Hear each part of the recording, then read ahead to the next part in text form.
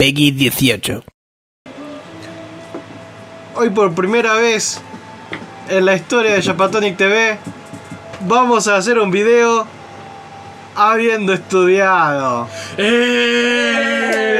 Cortesanas, cortesanas, cortesanas. Ustedes saben, ¿no? Que yo en las escuelas nunca probé bien.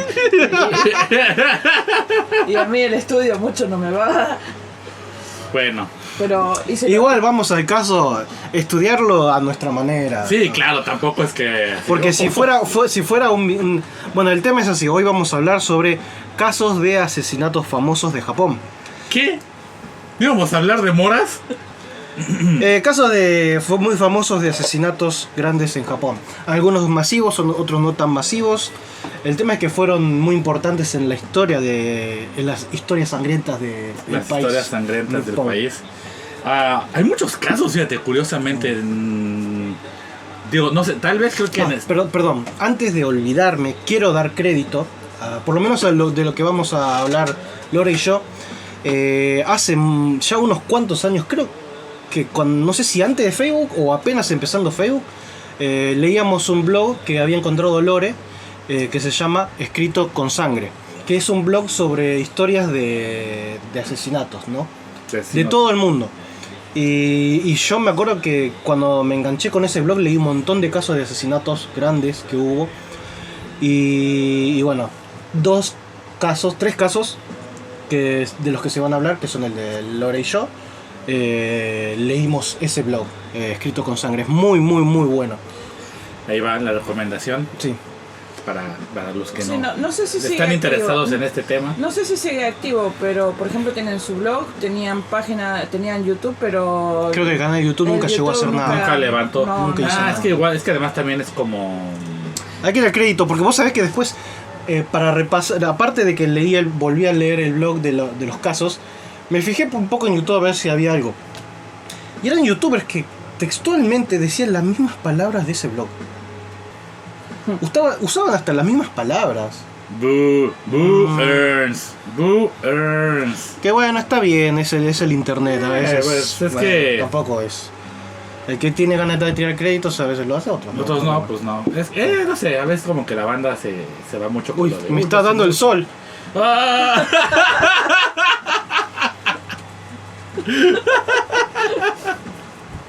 Bueno, basta.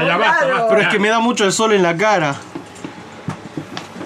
Me veo muy iluminado. Y Edgar, en cambio, tiene una lluvia arriba de su cabeza. Sí. Ahí tienes que poner una nubecita. Una nubecita. Sí. A ver, necesitamos conseguirte unas cortinas. Bueno, hablábamos de eso. Bueno, hablábamos de eso. Entonces, no sé qué. Somos un chin champú. No sé cómo le dicen en Argentina. No, bueno, vos trajiste muchos. O sea, Edgar se puso a estudiar mucho y se trajo 4 casos. 4 casos que ver. Porque algo que es curioso es que sí hay varios, de hecho, casos de asesinos seriales, que es algo que viene al menos desde los que yo encontré, al menos desde principios del siglo XX, o sea, 1920, los 30 más o menos, así. Y bueno, pero entonces vendría a ser más o menos la época moderna. Sí, es la época moderna, ¿no? O sea, no sé. Antes de eso seguramente debe haber habido algunos casos. Pero y tal vez ya eran legales porque eran samuráis. No, y además es eso, ¿no? Claro. Depende mucho de la situación y cómo hayan sido, si haya registro histórico de esos actos, ¿no? A lo mejor hubo alguien que sí fue asesino serial, pero nadie lo identificó en esa época, o sea, habría que... De hecho, según yo, la figura de asesino serial es como relativamente nueva, o sea, del siglo XX. Siglo XIX, siglo XX, o sea, de Jack el Destripador y esas cuestiones. Entonces, es por 2 razones. Uno, que ya había cuerpos policiales profesionales que se dedicaban a investigar esos casos. Y entonces ya había registro de qué pasaba. Claro, sí. Entonces, no quiere decir que antes no pasara, simplemente, sino que antes pues no había medios. No había forma de que se registrara que pasaba. A lo mejor inclusive la gente que se trataba de averiguar quién había matado a otra persona no daban con la relación de que pues, eran víctimas de la misma persona, ¿no? Pero bueno, el primer caso del que les quiero hablar es un chico que se llama Satoru Fukiage, que él nació en 1889, pero él, todo esto pasó, sus asesinatos pasaron en los años 20. De hecho, él fue condenado a muerte en 1926. Y bueno, el caso es que él era violador y asesino serial. Antes de que sigas, no vean esto con menores. Sí, Si son personas muy sensibles, no lo vean. no lo vean, porque al fin y al cabo no es uno de esos videos divertidos en los que no vemos. O sea, vamos a utilizar quedar- inclusive palabras probablemente, o sea, no que sean groseras o eso, Claro, pero el no, lenguaje sí. no es lenguaje un poco más serio, más no tan serio, vulgar, más fuerte y porque si no desvirtúa mucho. Y sí, no, en serio, si son muy sensibles, corten la bocha, porque hay casos realmente muy fuertes. Casos que incluso a mí me dejaron bastante perturbado, digamos. entonces por así decirlo. sí recomendamos que no haya niños y Que sea con discreción. sí, y que si la verdad este es un tema que no les interesa, que no quieren saber, entonces mejor no vean el video porque después están comentando de ¿por qué hablan de estas cosas? O sea, Sí. mejor si no. Que Japón es perfecto. También es que seguro se lo inventaron. No, Señoras muy mayores también, absténganse. Sí, a menos que tengan interés en esto, ¿no? Claro. Es- Que tengan estómago. que para- tengan estómago para este tipo de cosas. Sí. Entonces, Mira, bueno, violador. Vamos a hablar nomás, no vamos a mostrar nada. Pero es No, un yo tema creo que alguna que otra imagen ponga, así. Y sí, para ilustrar un poco más. por ejemplo, por ejemplo, Bueno, por ejemplo, algunos sí hay fotos de los asesinos. Fotos bueno, de los sí. asesinos, claro. Tal vez no fotos del asesinato, pero, o sea, Más sí. pero de todas formas, independientemente, solo para que estén enterados, ¿no? Bueno, este Satoru Fukiage, que él era violador y asesino serial, y se piensa que secuestró y mató a 6 niñas entre 1923 y 1924. Y este hombre, de verdad, sí tuvo una historia como medio bastante como, pues yo creo, o sea, perturbadora, porque él tenía problemas ya en su cabecilla, ¿no? O sea, desde muy temprana edad, como a los 8 años, fue forzado a trabajar por su familia, y a los 11 años lo despidieron de su trabajo porque tuvo relaciones con una chica de 17. ¿A qué edad le pasó? A los 11. 11. Entonces ya desde ahí como que tenía como que algunos problemas, ¿no? Después a los 12 años fue arrestado por robo, y ahí fue cuando también en la cárcel empezó también a aprender a escribir, porque no sabía escribir ni leer. Entonces ahí Y fue vos cuando- imagínate, si lo mandan a trabajar desde tan chiquito, las prioridades son otras. Claro. Entonces yo siento que ya desde que estaba muy chavo como que empezó a tener como pensamientos como extraños y turbios. Después de que fue arrestado en 1906, ya que estaba libre, empezó una relación. 1906. 1906. No había pasado entre 1920. Esa Estoy es su hablando un infancia. poco de su infancia, Su infancia, perdón. de su juventud, pues. Cuando él tenía 17 años, empezó una relación con una señora de 54 años. Ujú. Y ese fue el momento en que empezó a hacer sus tonterías, porque la primera persona que violó y mató fue a la hija de esta señora, que tenía 11 años. Eso fue en 1923. Y entre esos años, 1923 y 24, fue cuando desaparecieron y violó y mató a 6 niñas. En 1924 fue cuando lo arrestaron, y en realidad, de hecho, él confesó haber hecho 13 asesinatos en ese momento, pero entre que la policía no pudo encontrar los restos de las otras víctimas, y que después él mismo dijo que lo había dicho nada más como por blofear, o sea, que se arrepintió y dijo no, solo fueron 6, entonces realmente no se sabe si Claro. mató a esas 13 personas o no, pero comprobadas al menos son 6. Claro. Y lo curioso es que mientras estuvo en prisión, porque él estuvo en prisión a partir del 24, se le condenó a muerte, pero no murió o sea, no lo colgaron hasta 1926. Entonces, en ese tiempo que estuvo en prisión, escribió un libro que se llama La calle, como Shaba, Y pues nada más eso, que está este libro escrito. Y según yo todavía lo puedes buscar y lo puedes leer si tienes interés. Seguramente en internet está. Seguro en internet debe de haber. No sé si haya una versión traducida. En versión en inglés por lo menos tiene que haber. No es traducida, pero al menos hasta donde yo sé, no estoy seguro, pero de lo que yo investigué, él es el como primer de la época moderna que se tiene registro de un asesino serial como tal aquí en Japón. ¿En dónde se basó la historia de este tipo? ¿No sabes? ¿Tokio? ¿De qué? ¿En dónde pasó esto? ¿En Tokio o...? Fue en Tokio, fue en el área de Tokio, si no me equivoco. Sí, y entonces pues este es el primer asesino serial del que se tiene más o menos un registro, ¿no? Que pasó. Y es... No sé, yo siento que si a los 11 años alguien que te lleva 8 años tienes relaciones con esa persona, pues obviamente te va a perturbar bastante, ¿no? O sea... No sé, igual... ¿Quién sabe? No sé. Depende Depende mucho de la quién, situación, sí. depende de esto. También otra cosa es de que en esa época realmente no había como... No se consideraba como analizar psicológicamente a las personas. Hoy mismo no lo siguen haciendo. Exacto, entonces no se sabe, no, o sea, realmente qué tipo de psicopatía, si tenía si era psicópata, si era sociópata, eso realmente no lo podemos saber, pero sí de que tenía este tipo, uno, de fijación con la gente menor. Sí. Y que además, yo estoy seguro que sí le dejó alguna secuela, algo así con esta situación con la chica de 17 años, porque después su siguiente relación cuando salió de la cárcel fue cuando él tenía 17, la señora ya tiene 54. Entonces yo siento que ahí también hay un patrón de comportamiento de...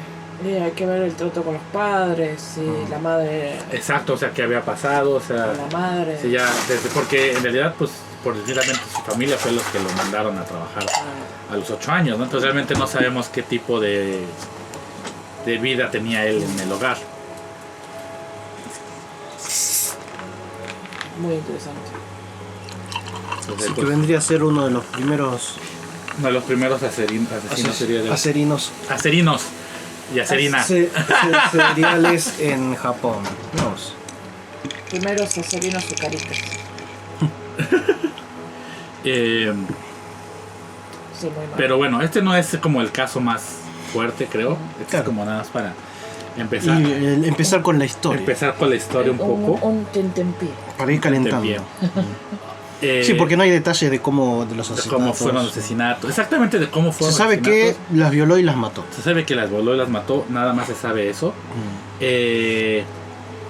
Lo que... Bueno, pero en este caso que viene, yo creo que es uno de los casos más conflictivos conforme la sociedad japonesa.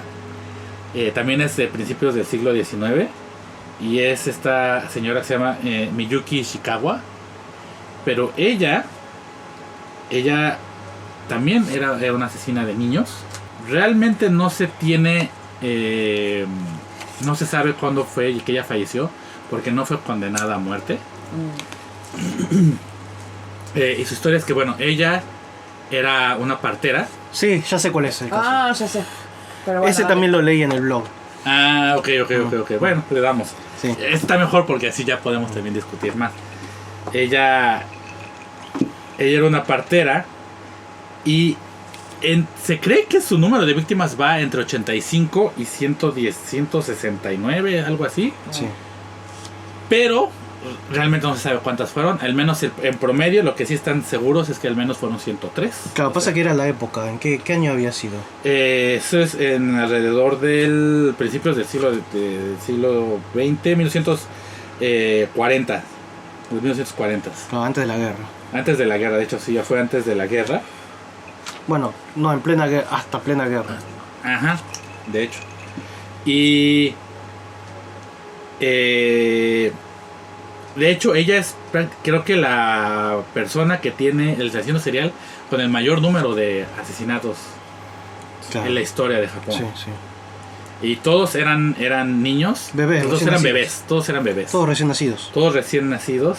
Ella era originaria del área de Miyazaki, y de hecho estudió y se graduó de la Universidad de Tokio. Y cuando empezó con todos estos crímenes, ella era la directora del hospital de maternidad de Kotobuki. Directora, Era la directora del. Y lo que cuenta la historia, que por qué lo hizo, es que en ese momento se encontraba en un dilema. Que había muchos padres que tenían hijos no deseados, pobres, o sea, muchos padres que no tenían dinero, que tenían hijos no deseados, que estaban en el hospital, que no tenían dinero para criar a sus hijos, y que aunque ella quisiera, o sea, como ayudarlos o mantener a los niños, no había ningún tipo, o sea, el hospital no tenía los recursos para mantener a los niños. Entonces, se le ocurrió una grandiosa idea. Se le ocurrió la idea de que lo mejor era matarlos. Al principio era por actos de negligencia, simplemente ella omitía el cuidado o darles algunos alimentos o algo así, o sea, por actos de negligencia para que fallecieran. Pero después lo empezó a hacer ya ella directamente a matarlos directamente. Y no solo eso, sino que convencía a los padres de que no tenían ninguna otra opción y que le pagaran para que ella lo hiciera. Cuando empezó a cobrar por hacer este tipo de actos, su esposo se involucró. Él era el que como que manejaba el deal del dinero, y había otro doctor en el hospital que también le ayudaba, pero en realidad la que orquestó todo y la que hacía el delito era esta mujer.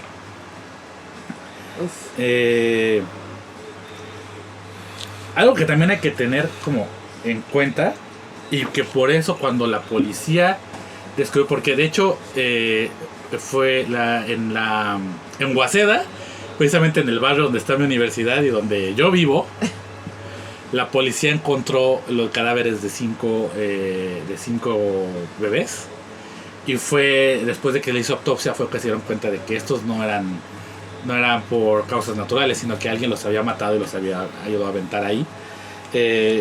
¿Cómo los mataba? ¿Los envenenaba o...? Pues los asfixiaban. Yo me imagino que los asfixiaba, la forma más fácil los asfixiaban. Sí, un bebé fácil. Es un bebé, el bebé más indefenso es el bebé humano. Los asfixiaban y ya.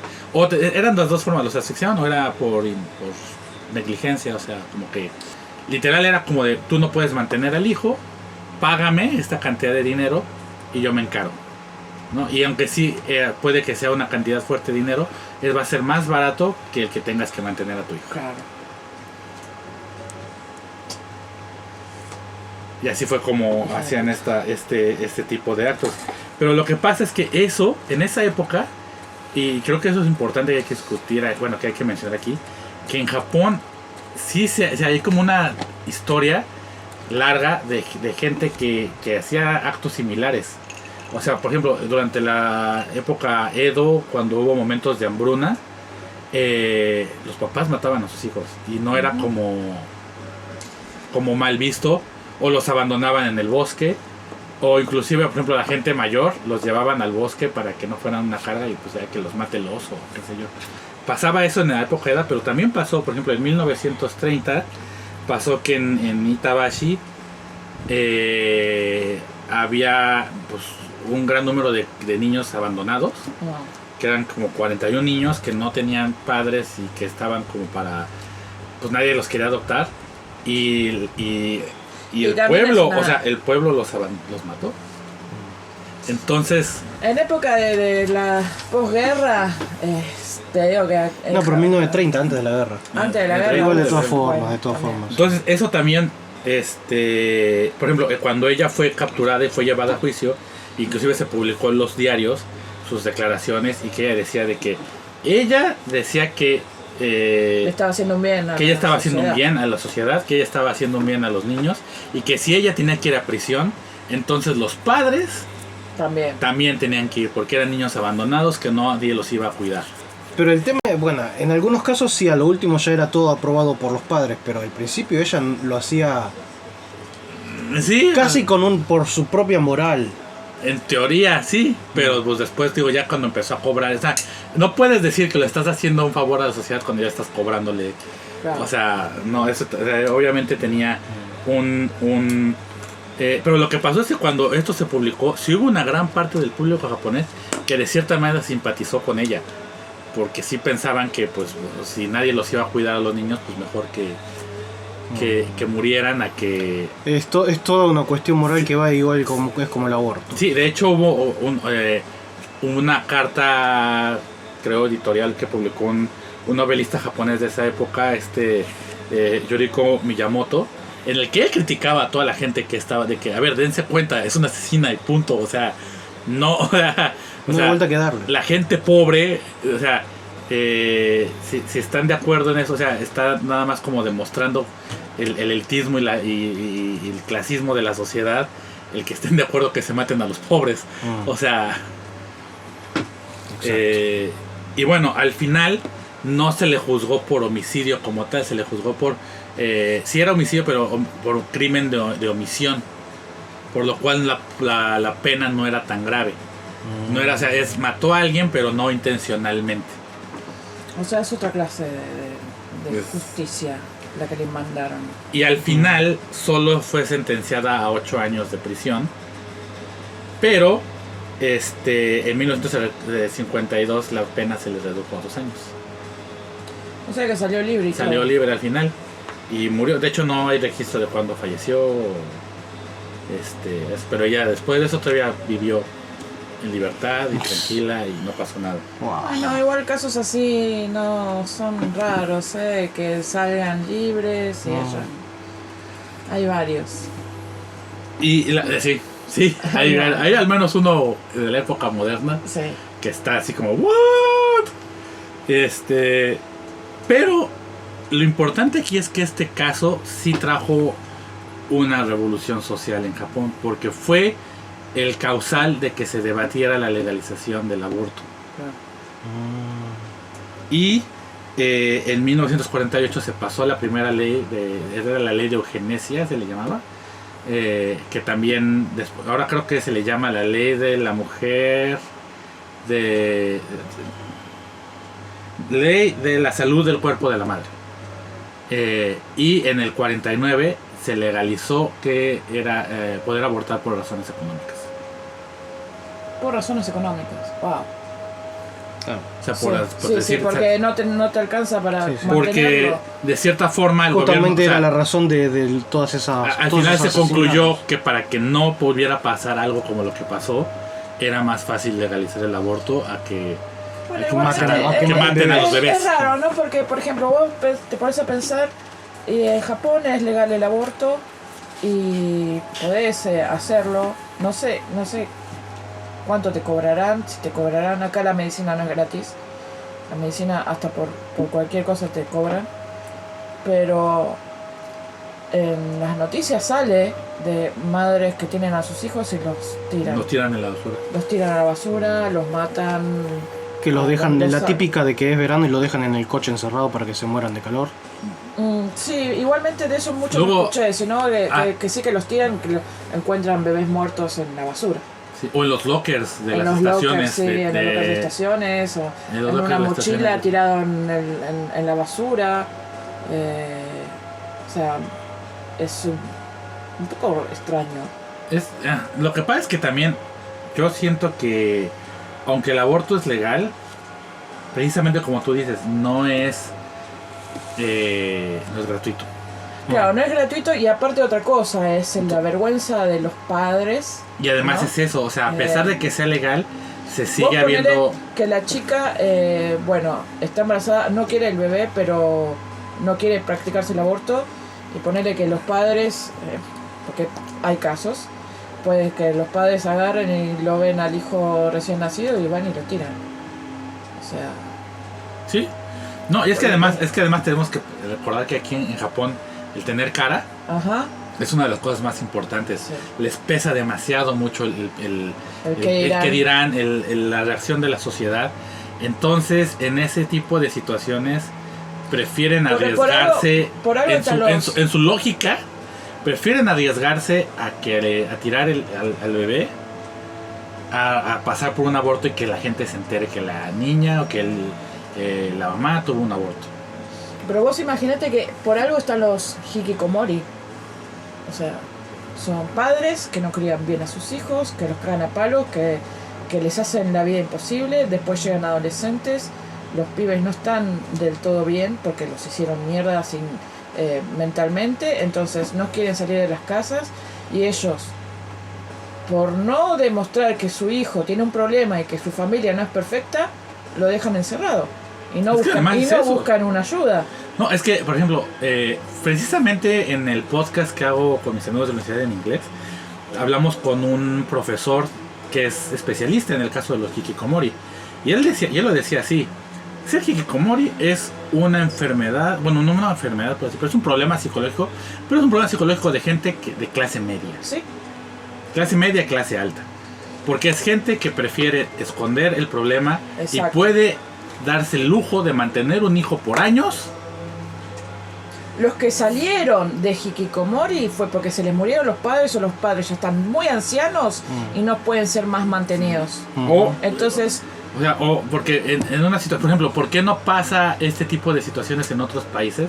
Por ejemplo, en México podría pasar, pero realmente yo no sé.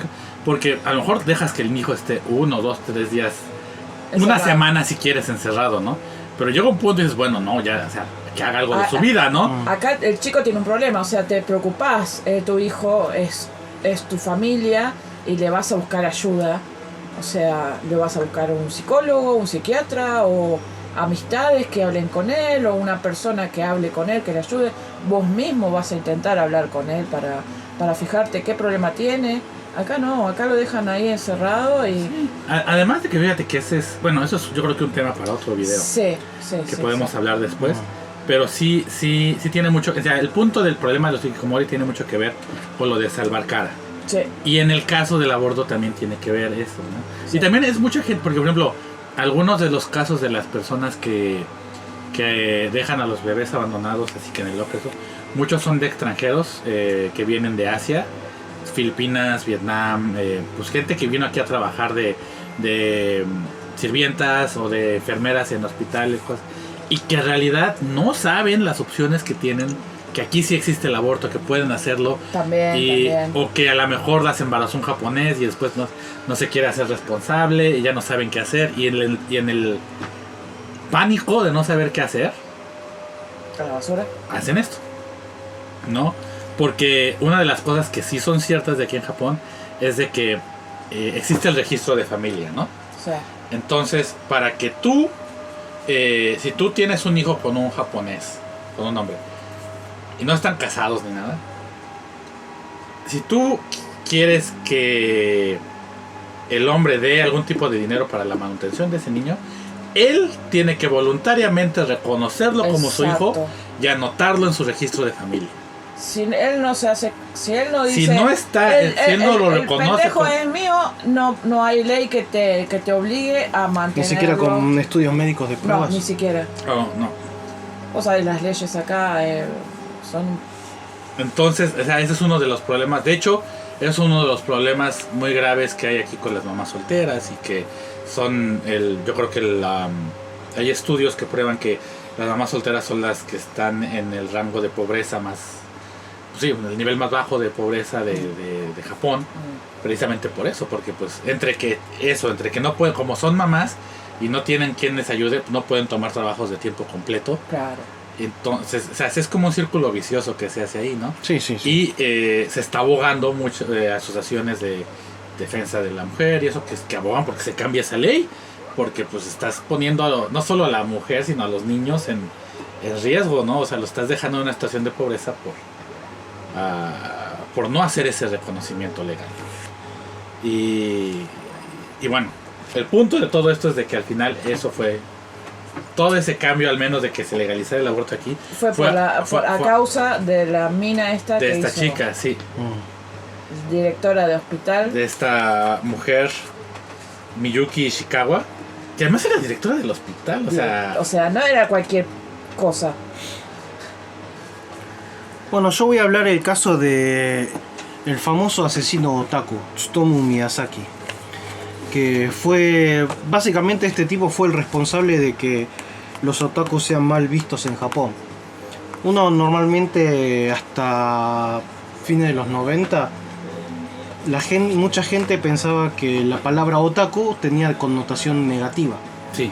Y era por razones mediáticas que causó el caso de este asesino, que como era un otaku y cometió crímenes muy graves, la gente ya agarró una muy mala imagen de los otakus y empezó a marginar a los otakus. Pues al menos durante toda la década de los 90, Todos los 90, lo sí. peor que le podía pasar a una familia en Es ese que tu momento hijo se fuera otaku. fue otaku. Mm. Y digo que no es como raro, ¿no? Siento que en Japón siempre hay como ese pánico social cuando hay un tipo nuevo de subcultura o de movimiento. Se va a acabar el mundo, ¿no? O sea, Creo que en todo el mundo. en todo el mundo ¿verdad? pasa, sí. O sea, Tenés diferentes reacciones de la gente dependiendo del país. por ejemplo, todavía después de la guerra, aún se acostumbraba mucho los matrimonios de te vas a casar con... Los papás arreglaban el matrimonio aquí en Japón, ¿no? Y en los 70 fue cuando se empezaron a casar por amor. Y en ese momento que dices, se va a caer la sociedad, ¿cómo se atreven? Y lo mismo pasó con los otaku. Bueno, Tsutomu Miyazaki es un tipo que nació con unos problemas con deformidades en los brazos, en las muñecas en realidad. Nunca hubo muchas fotos detalladas ni ilustraciones detalladas del tipo, o por lo menos yo no encontré, no busqué tanto tampoco, pero decían que era como que no tenía muñecas. ¿What? O sea, el tipo para girar la muñeca así necesitaba girar el brazo, o para hacer esto necesitaba hacer así. O sea, no Lo que podía... La cosa es que dicen o sea, que no podía hacer esto. claro, Tenía que mover todo el brazo. parece que él de chico ya tenía muchos problemas de bullying por el tema de sus deformidades en los brazos. O sea, podía agarrar cosas, no tenía problema. Y ya después, llegando a edad, se dio cuenta que también tenía una deformidad con su pene. Dicen que era tan chiquito que le tenía hasta problemas para hacer pis o para masturbarse incluso. Según su declaración, porque bueno, esto es spoiler, pero bueno, el tema es que cuando lo agarraron él confesó absolutamente toda su historia, contó todo, toda su vida la contó. Y dicen que su pene era básicamente del largo de un escarbadientes, un mondadientes, y el grosor de un lápiz. O sea, básicamente era esto, su pene. Sí, creo que es demasiado generoso decir eso. Bueno, y el tema es que por ese problema él siempre sintió inferioridad sexual, por lo tanto nunca trató de relacionarse con mujeres. Ok. Era un otaku muy virgo, muy virgo. Cuidado, amigos. Al principio el tipo le iba bien en la escuela, pero parece que fue perdiendo interés. Y era de una familia con una muy buena reputación, ya que el papá era director o dueño de un periódico local, digamos. Ok. Un periódico de barrio, digamos. Y bueno, parece que él después al tiempo se empezó a interesar en la fotografía, así que estudió fotografía y creo que trabajaba para el padre incluso. Pero el problema era que, si bien él siempre estuvo cerca de la familia, solo no estuvo cerca de la familia más que físicamente, porque él siempre reprochaba de que la familia le faltaba a él, como que no había cariño, y todo lo compensaban con cosas materiales. Le compraban la mejor cámara, le compraron auto, lo mimaban con todo. Al tipo no le faltaba lujo, no le faltaba nada. En cambio, lo que sí tenía como una persona de apoyo moral, la persona que él más quería en el mundo, era su abuelo. Que su abuelo, digamos que él, a pesar de que recibía bullying, no la pasaba bien y todo, el abuelo siempre trataba de hacer más llevadera su vida. Y el problema fue el día que murió el abuelo, que fue en el 88, si mal no recuerdo. Es el mismo año que hizo cuando empezó los crímenes. Cuando murió su abuelo fue todo un problema psicológico para el tipo, porque cambió mucho. Primero, ya para empezar, fue violento. Por primera vez fue violento físicamente con alguien, que fue con la hermana, que parece que la estaba espiando cuando se estaba duchando o cuando se estaba bañando, Y ella parece que se dio cuenta, le gritó algo, lo insultó algo. Y el tipo entró, corrió y la agarró de la cabeza y le empezó a golpear contra la pared. ¡Ah, cabrón! De repente se volvió muy violenta. O sea, en sí no era una persona De violenta. fisgón. Era una persona... Polvozón. Supuestamente era una persona tranquila. Que le gustaba ver animes. Bueno, después el tipo ya empezaba a consumir pornografía infantil. Le gustaba mucho el cine gore. Él incluso tenía en sus manos el famoso... La famosa saga de films que hoy en día está prohibida en Japón, que es lo de Guinea Pig, que son películas, no es snuff, creo que es cine, No, es cine, solo que pero... pasa que es un poco tan demasiado realista y pasado. Es como Pues Holocausto Caníbal, sí, digamos, pero más basado extremo, más en es mucho más psicológico porque es sobre tortura y eso. No, y además cuenta la leyenda, si no mal recuerdo, así como haciendo un paréntesis sobre estas películas, que se desató toda una investigación de esas películas porque creo que fue a Charlie Sheen o un actor Sí, que le llegó una copia y que, pues vamos a verla, y que la vio y dijo, no, es que esto no puede ser falso, o sea, esto es real, y que él alertó a las autoridades y el FBI hizo una investigación que alertó a la policía japonesa y que al final descubrieron que sí, o sea, que sí todo era falso, Era cine. que era cine, pero que directores y los artistas que estaban involucrados eran demasiado buenos al grado que parecían de verdad y dijeron, ¿saben qué? Es que esto ya no... Según decían, creo que el registro creo que tenía una cosa de 5.000, casi 6.000 VHS en su colección de videoteca. Mucho anime, pornografía infantil, hentai. Parece que era más que nada un adicto al porno, el tipo, Sí. ¿no? En agosto del 88, el tipo... nunca me fijé, nunca llegué a leer si lo tenía muy planificado, digamos, ¿no? Pero este Tsutomu, que vivía en Saitama, cerca del lado de Tokio, un día estaba en su coche y paró a una chica de 4 años y le dijo, ¿no querés ir a un lugar más fresco? Y la nena asintió con la cabeza y se subió al coche. Se alejó 50 kilómetros hasta llegar a Hachioji, que es la zona rural bosque de Tokio, es el fondo de Tokio. Y Oye, si ahorita todavía está como medio rural bosque, en esa época... en esa época más. peor todavía, 30 años atrás. Y bueno, bajaron del coche y caminaron por el bosque, creo, o campo, creo que era más bien bosque. Creo que caminaron 10 minutos al fondo del bosque, digamos. Y le parece que la nena de repente empezó a asustarse y empezó a llorar. Cuando empezó a llorar, el tipo no sabía qué hacer, así que la ahorcó. Claro, el tema era el miedo de que alguien escuchara el Los llanto de llantos la de la nena. nena. Entonces, bueno, ahí se asustó el tipo también y la mató. La mató. Y una vez que la nena murió, la violó, la desnudó y se llevó su ropa. El tema es que después de haberlo hecho, el tipo dijo que le gustó la experiencia. Por eso digo que no sé si el tipo lo tenía planeado o no sabía lo que estaba haciendo. Por ahí estaba improvisando lo que estaba haciendo. Yo siento que la primera vez medio improvisó. El chabón por ahí no fue con intención de matarla, Claro. pero sí de acercarse. Nunca había tenido contacto con mujeres, así que vio la O sea, oportunidad. algún tipo de intención mala tenía. 2 meses después, esto pasó en agosto del 88, en octubre de ese año hizo exactamente lo mismo. Y es más, ya lo tenía planeado. La nena no es que estaba llorando ni nada, directamente a sus espaldas la ahorcó. Y estaba a 100 metros de donde había dejado el cuerpo de la otra nena. O sea, ahí nomás.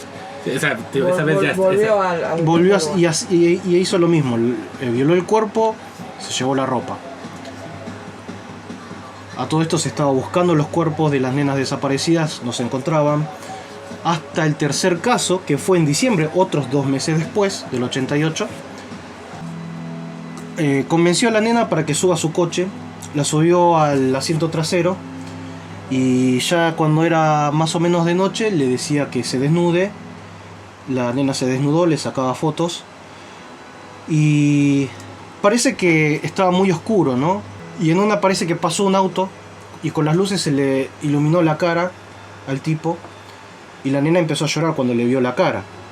Y cuando empezó a llorar el tipo, su reacción era matar.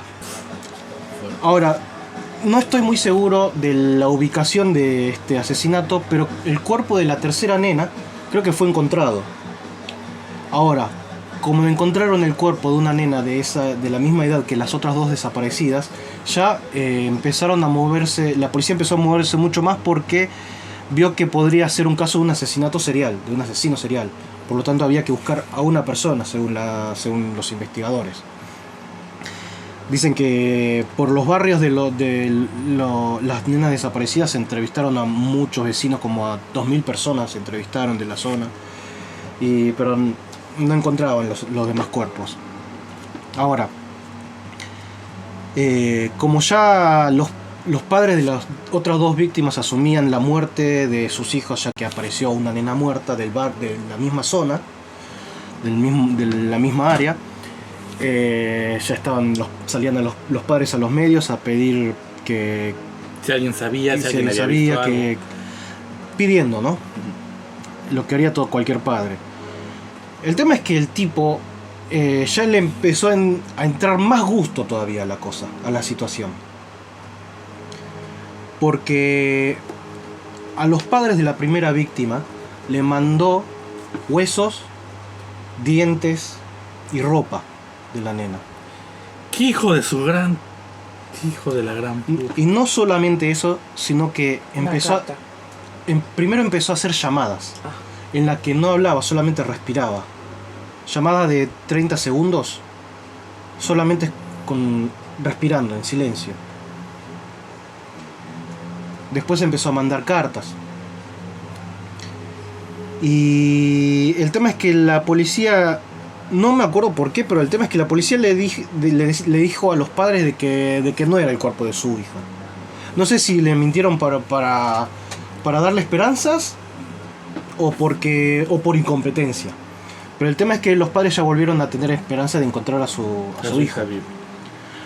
Bueno, otros 2 meses después, febrero del 89, la nena se había burlado de él porque le vio las manos. Como se burló, ya fue un asesinato mucho más violento, porque ya estaba con bronca el tipo. Dijo, parece que se puso guantes de látex y dijo, esto le pasa a las nenas que dicen esas cosas. Y la mató a golpes y también la violó. El caso de esta nena fue el más morboso, porque esta vez se quedó con el cadáver, lo llevó a su casa, así que ya el tipo estaba practicando necrofilia con el cuerpo de la nena. Bueno, en realidad practicó necrofilia con... Sí, pasa que con esta se volvió algo regular. Claro. Tenía su propio juguete en su casa, el tipo. Le ponía ropas y le sacaba fotos. Y ya cuando empezó a oler mal, empezó a descuartizar el cuerpo y tirar partes, esparcirlas, pero era muy inteligente y la cabeza la tiró a 300 metros de su casa. Después se dio cuenta de que no era buena idea, así que volvió a llevarse el cuerpo a la casa, cocinó la mano y se lo comió. Y no sé si había mucho más detalles con ese caso, pero después, cuando ya había terminado sus actividades con el cuerpo de esta nena, el tipo salió por su quinta víctima. En este caso eran 2 hermanitas. Le dijo de sacarle fotos, no sé qué cosa, y la nena, la mayor, se fue corriendo, pero la más nena se quedó. La convenció para que se desnudara, y no sé qué mierda tenía ese tipo en la cabeza, pero el tema es que tenía un lente de contacto y se lo quería meter en la vagina a la nena. Sí. Eso en todas las escrituras de todos los registros detallan que tenía un lente de contacto que se lo quería meter. Qué oportuno la música de Lacrimosa del primer álbum. Pero bueno, está bien, no importa.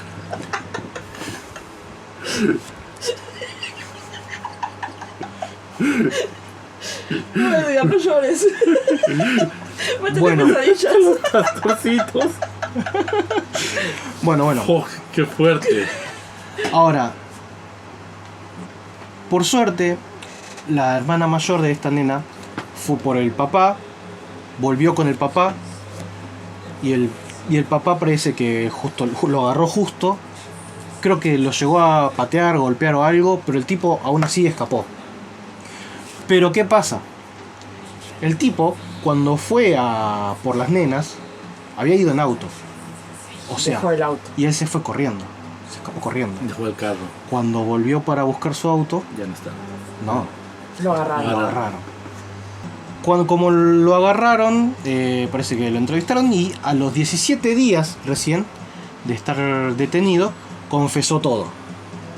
Confesó absolutamente todo y es por eso que se saben todos los detalles de los casos de este tipo. No, y aparte las cartas que él Ah, escribía. y algo que salteé es que cuando la policía dijo que los pedazos que mandaron a los padres de la primera víctima, que decían que era falso o que no pertenecían a su hija, el tipo escribió diciendo que sí, es su hija, que era la hija de ellos, no de otra Claro, persona. en las cartas el chabón cuando le mandaba cartas especificaba: su hija se está pudriendo, bla bla bla, está No, largando. torturaba todo, mentalmente a los padres. todo, Es que decía, no, es con que eso lujo, ser hijo con de lujo de puta, o sea. detalles, con lujo de detalles le escribía todo lo que le había hecho la hija, todo lo que la hija estaba pasando de putrefacción, que lo había cortado, que esto, que aquello, todo, de lujo de detalles Sí. a los padres. Y bueno, una vez que fue preso, y confesó todo, bueno, ayudó, colaboró para todo, Para que encontraran a los... para encontrar los cuerpos, para saber todos los detalles de lo que hacía. Él siempre culpa a los padres, que la razón de ser como es por la falta de cariño, la falta de cariño de los padres, que lo que le afectó la muerte del abuelo. Es más, cuando cremaron al abuelo dice que se comió un poco de la ceniza para que le quede algo, parte de su abuelo en él.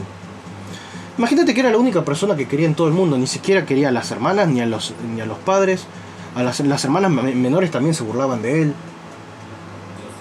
Era todo un problema, era un tipo que estaba, no quería ya no quería ningún contacto con el planeta Tierra, así que el tipo se encerró en un mundo ficticio en el que él era protagonista. Eso es no algo que dice él, sino lo que decían psiquiatras, ¿no? Psicólogos. De que por eso también el tema de la adicción al anime, películas y todo eso, y por eso él como que ya estaba en su mundo. Y es más, antes de empezar con asesinar personas, primero como que practicó entre comillas con animales. O sea, un perro lo mató con No, es que un se metió, era un alambre. sociópata, era un psicópata, o sea, estaba mal. Hasta incluso a un gato bebé lo hirvió vivo. No, es que ese güey sí estaba muy enfermo. Estaba muy mal el tipo. Estaba muy mal, muy mal. Y además, durante el juicio dicen que el tipo ni siquiera prestaba atención al juicio, se la pasaba dibujando, armando sus storyboards de ciencia ficción.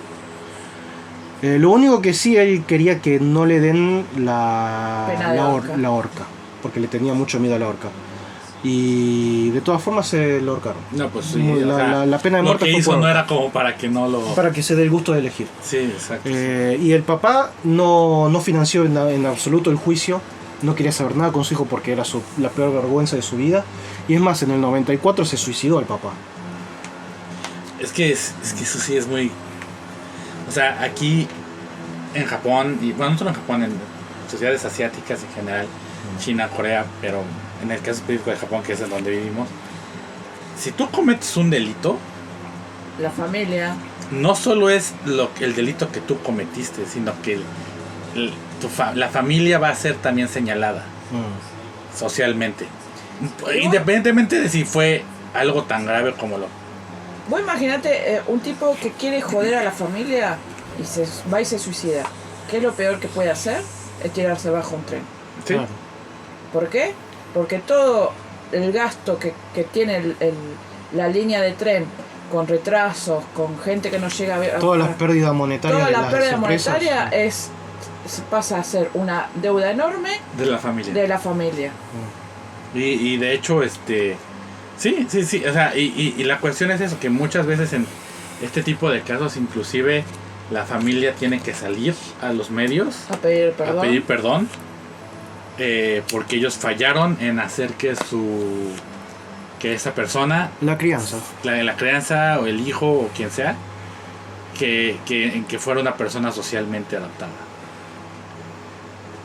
Entonces es una carga que traen, o sea, y como puede haber casos como el de este tipo que pues realmente sí tenía broncas y que tal vez por como lo trataba su familia fue que terminó así, pero pues también hay gente que es sociópata que nació así, y, o sea, no tiene nada que ver los papás, o sea, Sí, la culpa no siempre es de los padres, de los o sea, padres. y Hay gente que nace mal. pero el problema también. es, la cuestión es esa, ¿no? Que aquí sí se te va a hacer como tipo humillación pública a ti y a tu familia por lo, o sea, a la persona que cometió el delito va a ir a la cárcel, se le va a hacer todo, se le va a hacer se le va a juzgar, pero a la familia se le va a hacer parte de como una humillación pública, se le va a los medios van a sacar las caras de los padres, van a decir, y ellos tienen que pedir públicamente disculpas, ¿no?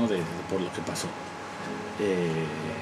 Y como tú dices, no, pues en el caso de este papá, o sea, fue demasiado, ¿no? O sea, y no era para menos, yo no sé si tuviera un hijo y quisiera algo así, yo no sé qué haría. Pasa que el problema No es solo que... en Japón, en donde estés, o sea, Sí. ¿qué haces? O sea, la culpa que te corroe. Pasa que el problema también es que a los padres los comprometió muchísimo porque justamente él culpaba a sus padres por ser como era. Y tal vez no estaba tan equivocado. En realidad puede ser la sociedad misma en total, el bullying de la escuela, pero vamos al caso de él.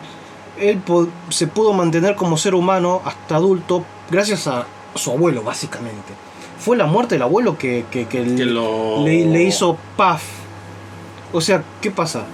Porque justamente era la única persona que le tenía cariño en el mundo. Pero ¿no crees también que esto tiene que precisamente tiene que ver mucho también con cómo en la sociedad japonesa no existe muchas veces como esa empatía hacia el otro? Como, o sea, lo que siempre decimos, ¿no? Siempre decimos, vivimos aquí y no sabes, puedes vivir en el mismo departamento 20 años y no saber quién vive al lado. Ujú. Sí. Entonces precisamente el que no haya ese tipo de convivencia y ese tipo de empatía, pues también te genera como... O sea, hay gente que no le pasa nada, pero hay gente que pues, se le bota la canica bien duro y no tienen con quién platicar, con quién sacar este tipo de sentimientos y acaban como... O sea, y esa es una de las cuestiones que pasan mucho aquí en Japón, y no sé, yo creo que ustedes me dejen mentir. Sí es una sociedad muy segura generalmente. Sí. O sea, no te van a robar así de No, sacarte de la voz. Puede que Hay pase, algún caso, pero no es algo así como genérico de que, uy, te tienes que cuidar, no saques el iPhone en el metro porque te van a robar. O sea, no. O sea, robos hay, pero son O sea, contados con... Pero cuando pasa algún delito aquí, es como alguien que mató, como este tipo, como alguien que, no sé, como el caso que uno hubo hace mucho o sea, que, no sé, una chica se pelea con otra chica y le quiere cortar la cabeza, como son muy, muy graves, son como muy de... Bueno, estuvo el loco que se robaba los teléfonos, pero no era porque los vendiera ni nada, sino que se robaba los teléfonos y los tenía ahí. No, porque estaba loco. Pues estaba loco. Sí. Por ejemplo, también hubo el caso de una viejita que empujaba gente en las vías del metro. Ah, sí, también. Qué Sí, hija sí. de puta. Y cuando lo agarró la policía, porque está el video así de seguridad de que se ve a la viejita empujando a la gente, pero ya grande, o sea, la señora. ¿Acá en Japón? Sí. Qué hija de puta. Y cuando la policía la agarró y le entrevistaron, ¿por qué lo hacía? Pues porque quería saber qué pasaba. Qué vieja hija de puta. Qué hija de mil puta. Pero era una viejita. Ay, no, Viejita. no la lleven presa, solamente no dejen que se tome el tren. Bueno, ¿cuál es el caso tuyo? Bueno, yo voy a hablar del caníbal del bosque de Boulogne. No sé si está bien dicho Boulogne. Bueno, sí, bueno. Polonia. Bolonia, bueno, ok. Se llama Issei Sagawa, un japonés. El ponja este nació con prematuro y era bastante frágil. Tuvo varias oportunidades de morirse y por eso los padres como que lo sobreprotegían demasiado. Igualmente era de una familia bastante acomodada, el padre manejaba varias empresas y tuvo una infancia dentro de todo feliz. Era inteligente, estudioso, o sea... Una persona bien y ejemplar. Exacto, no tenía nada de... Lo único que sí por ahí tenía de trauma era que cuando era chico jugaba con un tío, creo que era, que lo ponían a él y a su hermano en una olla grande jugando y hacían como que lo cocinaban, todos jugando y que se lo iban a comer. Eso fue el único trauma que puede haber hecho un boom. El tema es que bueno... si los chicos se entienden que es un juego, puede ser divertido. A un amigo se lo hicieron. A mí no... Que era chico y parece que el papá cuando era chico lo puso en una olla gigante, le puso una manzana en la boca y le sacó una foto. Pero o sea... pero pues supone que es un juego, es un ¿no? Juego, Claro, es un juego. Un poquito de humor negro, pero obviamente hoy en ese tiempo o se divirtió o no lo entendió y de grande se cae de risa. Para él es una buena anécdota. Bueno, la cosa es que, el pibe era estudioso, trabajaba un poco con el padre, ¿no? El padre le daba su changuita, o sea, no le faltó nada. Pero lo que sí, nunca tuvo contacto con mujeres en Japón, jamás contactó con mujeres porque él era bajito, muy flaquito, mucho más debilucho. Sí, vos lo ves y débil. mide 1,5 metros. Sí, ¿no? Sí. 1,50 m más o menos. Además como que físicamente se ve como raro, ¿no? Sí, feucho. Sí. O sea, entonces él tenía mucho complejo y no hablaba con las compañeras de escuela. Pero bueno, él era ya de mayor, 20 y tanto de años, 20, no sé, se fue a estudiar a Francia. Pero el tema de ir a estudiar a Francia fue un poco para escaparse de los padres, porque por más que los padres fueron amorosos y todo, los sobreprotegían demasiado. Y Tal que ningún chile les embona. Los abandonan, malos. Los quieren, malos. no, nada, ningún pito le viene bien, pero bueno. Entonces, Porque ningún piloto decimos ningún chile les embona. Que es lo mismo. y bueno, se fue a estudiar a Francia y estaba ahí obviamente rodeado de lo que más le gustaba, de mujeres hermosas. Y aparte en Japón, medio como que después de la guerra, la mujer occidental estaba vista como lo más hermoso, lo más... Sí, lo inalcanzable, ¿no? Entonces, claro, para él también lo era. Y lo mejor que se le ocurrió hacer fue estudiar afuera para estar cerca de esas mujeres inalcanzables. Y bueno, un día entra una estudiante nueva, a mitad de año, ponele. Su nombre era René. Era alta, rubia, de ojos claros, una mujer hermosa, joven, simpática, súper dada. Era de descendencia danesa o alemana, ponele, y estudiaba. Claro, era su estereotipo de mujer Ideal. Era lo que era, exacto. Era lo que él- belleza europea. Porque hay como un estereotipo que a los japoneses les... Y bueno, ella hablaba bastante con él. Él la idolatraba en secreto. Es más, en el primer momento que la vio, en secreto había hecho un boceto de la mina de perfil, un dibujo que si lo buscas está en internet, el primer dibujo que hizo de ella. Hablaban mucho, ella todo el tiempo lo invitaba a salir con amigos, ¿no? En un grupo, y hablaban, o sea, eran amigos. Sí, eran amigos, eran Claro. del mismo círculo de amigos.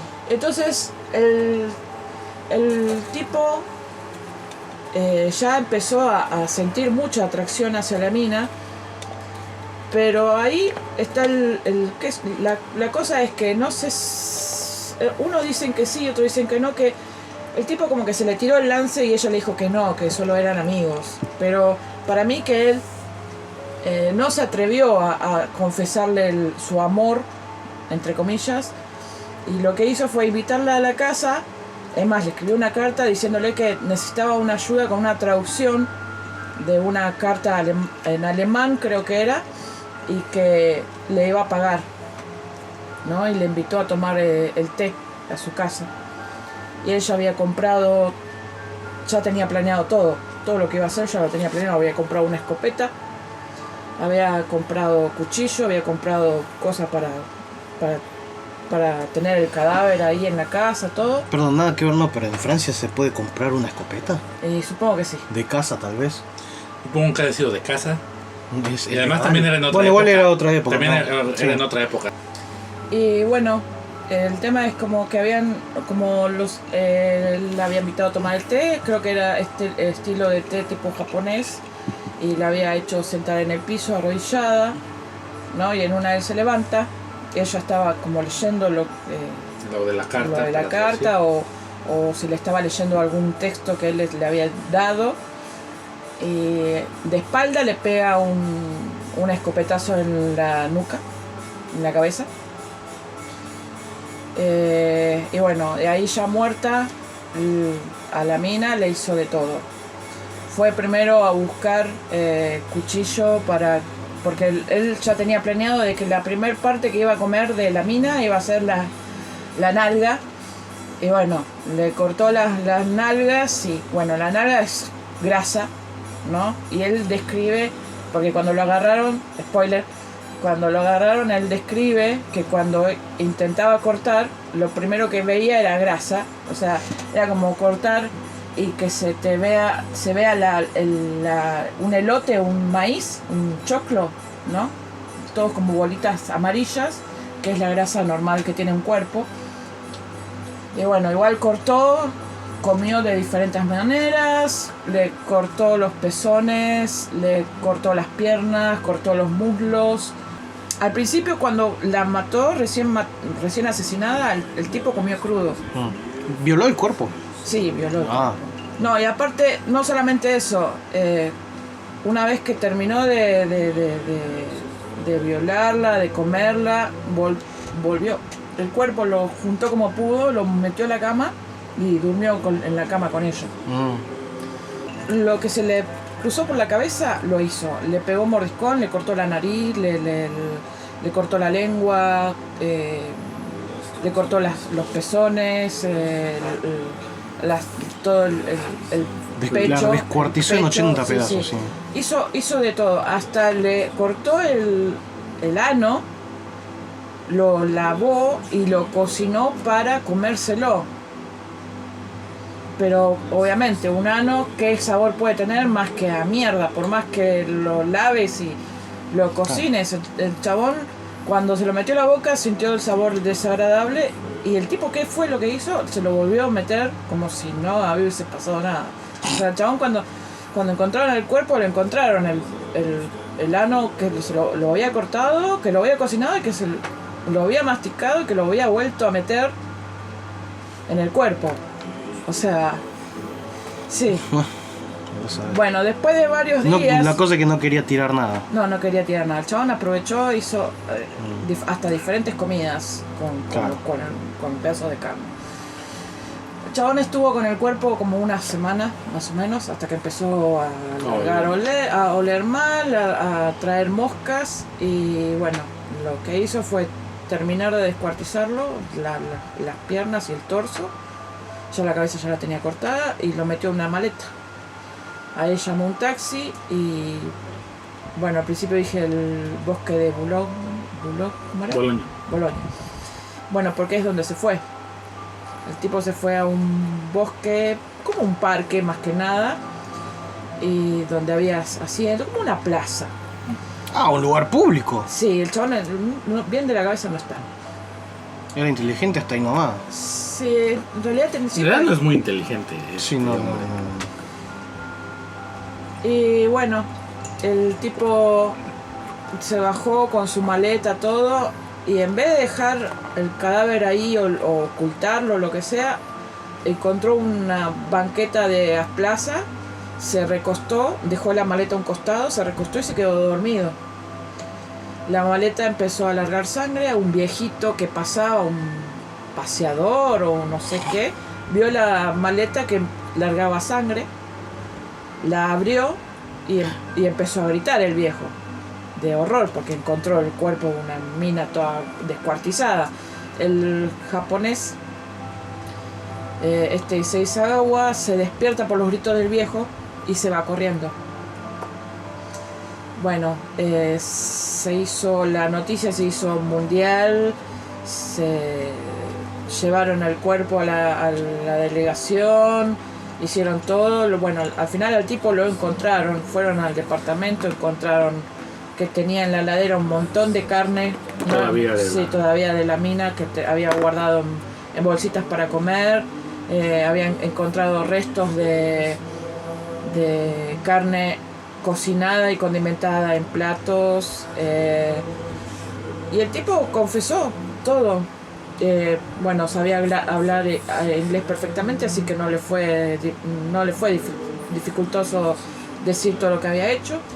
Y empezó, apenas lo entrevistaron, le dijeron, bueno, yo la maté, me la comí, la violé, es más, con lujo de detalle, él te decía que bueno, que cuál era la mejor parte para comer de una persona, o la mejor parte que a él le había gustado más de comer de la carne, que eran los muslos. Que bueno, ahí empezó a decir que las nalgas, como él pensaba que iban a ser deliciosas, no lo eran, pero que la carne fresca de humano era tan sabrosa y tan suave y se deshacía en la boca como un pedazo de atún fresco. O sea, él comparaba todo el tiempo la carne humana con el sushi. Bueno, en Francia, como en algunos otros lugares, a personas así no se los pueden juzgar debidamente porque ella cuenta como una persona demente. Entonces lo que hacen es encerrarlos en manicomios o cosas. Pero, ¿qué pasaba? El padre tenía una muy buena posición y hizo todo el tramullo de pagar gente y a buscar los mejores abogados para que el tipo lo mandaran de nuevo para Japón. Entonces, como una extradición. Claro. O sea, iba a ser juzgado en Japón. Supuestamente. Llegó a Japón y estuvo solamente un año siendo estudiado por médicos, psiquiatras, pero obviamente libre. No estuvo prácticamente encerrado ni padeciendo. Un año de tratamiento, Un año de tratamiento. Que yo me imagino cómo debe haber sido el tratamiento en su casa, yendo al médico de vez en cuando, o lo que sea, como lo habrá arreglado el padre. Pero bueno, como el crimen no se cometió en el país. Claro, y al final se hizo tan famoso que el tipo hasta aparecía en la tele, hizo películas, pero eso fue ya después, ¿no? O sea, se volvió como una figura de culto, ¿no? Sí. El tipo escribió libros, escribió como unos 14 libros, más o menos. Eso fue, claro, ya mucho después, ¿no? De lo que había pasado. O sea, en Francia súper indignados porque no se lo había juzgado como correspondía. Y que por cuestiones de poder terminó libre en su país. Terminó libre, caminando por la calle libremente. Y para colmo famoso. Famoso, ¿no? Porque, o sea, el tipo nunca pagó por lo que hizo. Hizo películas porno.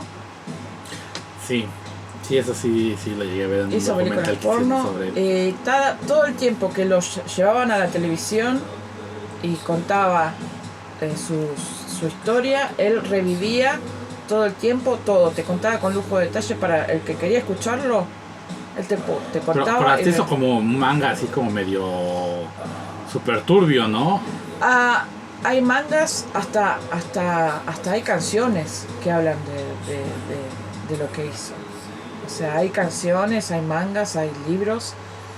Yo, por ejemplo, había guardado un párrafo de uno de los escritos de él No había previsto la dificultad que implica desnudar a un muerto. Finalmente lo consigo. Su cuerpo es blanco, casi transparente. La toco, es linda, completamente luminosa. Entonces me pregunto, ¿dónde debería morder primero? Tomo fotografías de todo el suceso. Mi nariz se cubre con su piel fría. Intento continuar, pero no puedo. Un repentino dolor de cabeza me distrae. Voy por un cuchillo y lo clavo profundamente en ella. Mucha grasa exuda de su corte. Es extraño como miles de secretos sutiles y grotescos van como poco a poco apareciendo. Tras un montón de capas amarillas asoma algo de carne roja. Corto un trozo y la pongo en mi boca. No presenta olor alguno. Se derrite en mi lengua cual perfecto bocado de pescado crudo. Rebano su cuerpo lentamente, la carne repetidas veces.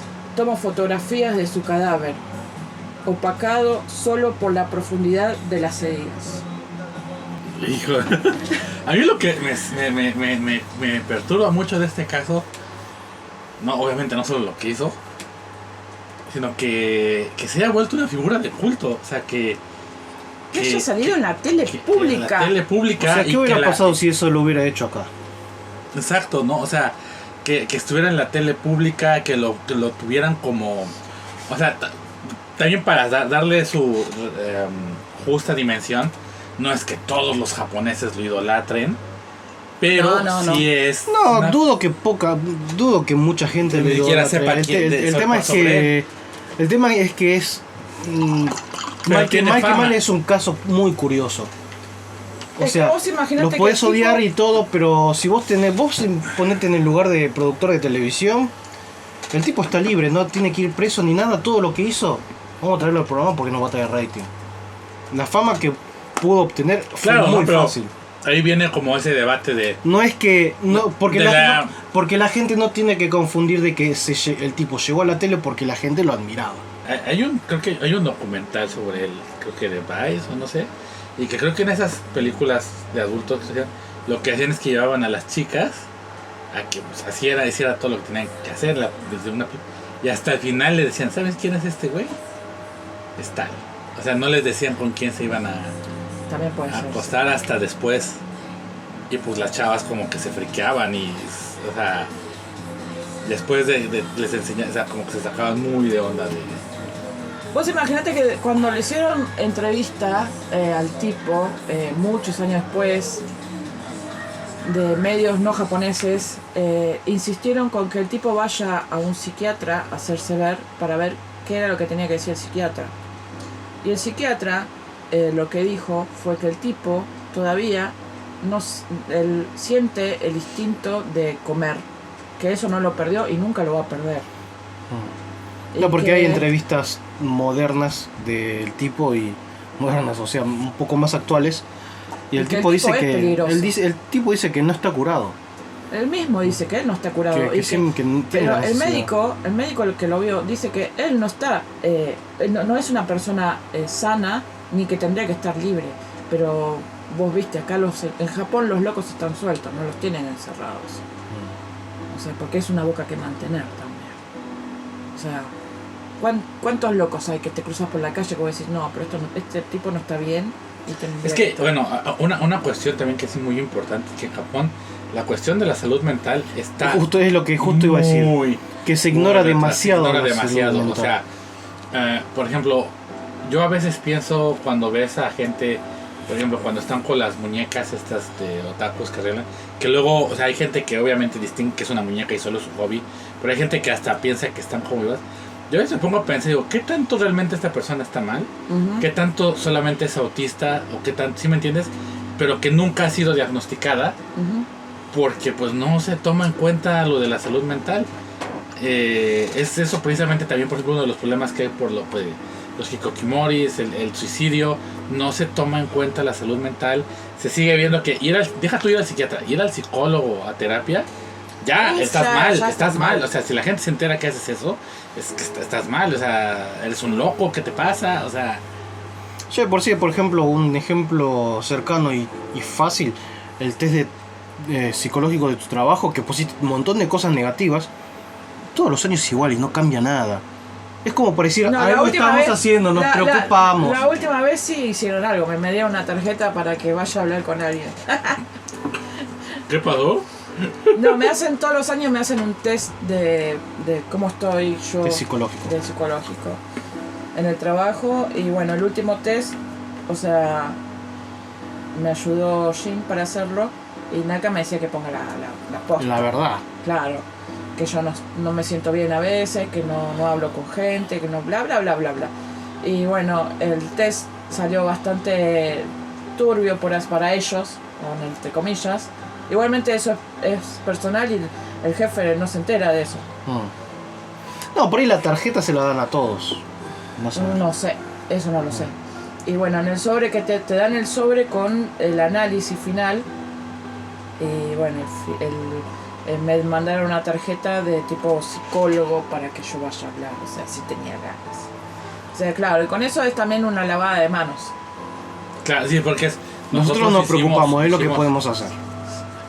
Claro, ya fue. Vamos al caso, está bien, muchos no pueden hacer magia porque es una fábrica. Pero o sea, pero vamos, ¿para qué lo va? ¿Para qué mierda? Pero es que socialmente se tiene que... Es que es eso, o sea, por ejemplo, la gente que realmente tiene un problema, en el momento en que quiere buscar ayuda, no la encuentra. Ajá. Bueno, yo creo que los casos que quedan los dejamos para un próximo video porque se va a hacer demasiado largo y es un video de mucha información y prestar atención a lo que se dice. Pero está bien. Bueno, en el próximo video puedo buscar otro. Sí, podemos buscar otro. Pero pensaba grabarlo después de esto. Ah. No, boludo, todo lo que estudié para... Además, el segundo caso que dejé es el caso que a mí más me llama, es el más fuerte de todos para mí. Cierto. Ok. ¿Que trajiste otra camiseta para cambiarte? Lo cagamos. No, cambiarse. No, estos videos los grabamos cada semana. ¿Qué te pasa, Lore? El último caso que dejé es, a mi criterio, el caso de asesinato más fuerte, no solo de Japón, sino que de todo lo que yo escuché de casos reales, de historias reales de asesinatos, es la que más me impactó a mí, personalmente. No digo que sea la más grave de todas ni nada de eso. Por lo menos a mí es la que más me Bueno, yo te impactó. cuento antes de contar de la historia. Yo había encontrado el blog donde leo las historias de asesinos y todo eso. Porque estoy media perturbada, la verdad. Sí, soy media loca, ya lo sabe todo el mundo. Y cuando encontré el caso fue el primero que leí. Sí, que vos ahí me dijiste que lo lea. Que yo ahí le dije a Naka, por favor lee esto, porque a mí me había afectado bastante y necesitaba que él lo leyera para poder hablar con él, ¿no? De lo que había leído. El tema es que ella lo leyó, yo lo leí y nos quedamos así.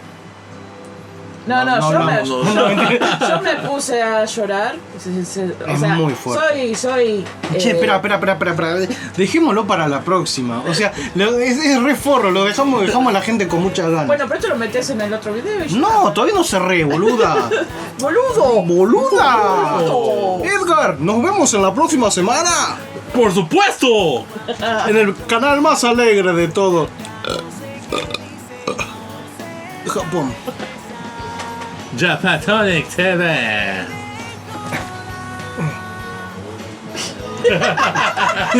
No, vos tenés que hacer así. Bueno, nos vemos en la próxima. La próxima es, por lo menos la historia que tengo para contar yo es mucho más fuerte, así que si no les cabió nada de los que escucharon hoy, la próxima mejor no lo vean. Nos vemos en la próxima. Chao. Nos vemos, se cuidan. Chao, Lore. Chao. Chao. ¿Qué vas, no? Pásenme. No te olvides que puedes seguirnos a través de nuestras redes sociales, por Facebook, Twitter o Instagram a cada uno de los miembros. Y tenemos una página en patreon.com/ChapatonicTV donde puedes donarnos mensualmente en dólares con tarjeta de crédito podés también comprarnos remeras oficiales a través de Remeras Tepix, y todo lo tenés en la descripción del video o en nuestra página web japatonictv.com.